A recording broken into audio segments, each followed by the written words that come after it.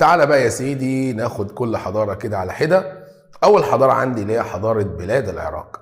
خلي بالك حضارة بلاد العراق هي من أقدم الحضارات التي قامت في قارة آسيا، وقال لك كانت بتسمى بحضارة بلاد ما بين النهرين أو بلاد الرافدين. لما؟ قال لك لأن الحضارة ديت قامت على نهرين اللي هما دجلة والفرات، وقال لك ان السكان استفادوا من النهرين دولت سواء كان في الزراعه او في التجاره او في عمليه النقل، سواء كان بين المدن اللي موجوده في العراق او ما بين العراق والدول المجاوره.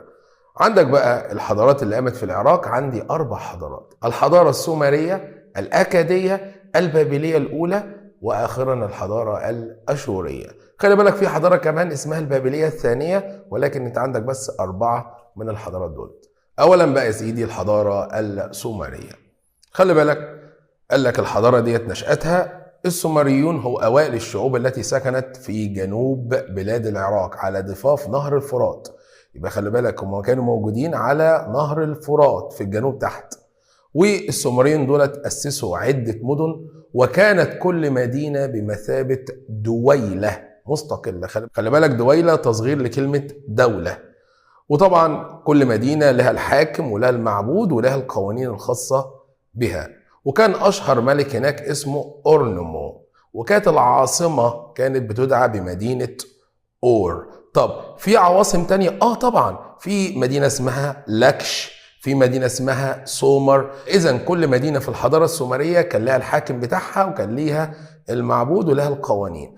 فخلي بالك العراق هنا ما كانتش دولة مندمجة كاملة، في كل مدينة لها الحاكم ولها المعبود. هتأتي بقى يا سيدي حضارة جديدة وهي الحضارة الأكادية. خلي بالك الأكاديين دولت كانوا جايين من شبه الجزيرة العربية وهجروا على العراق وقعدوا في وسط العراق أيام مين؟ أيام السومريون. فجي بقى ملك اسمه سرجون الاول، استغل ان الحضاره السومريه بتتخانق مع بعض، فعمل ايه؟ فقدر ان هو يهزمهم وقدر ان هو يوحد الدوله كامله. وقال لك سرجون ده قدر ان هو يسيطر على المدن السومريه ووحدها، وبذلك قدر ان هو يعمل اول مملكه موحده في العراق القديم.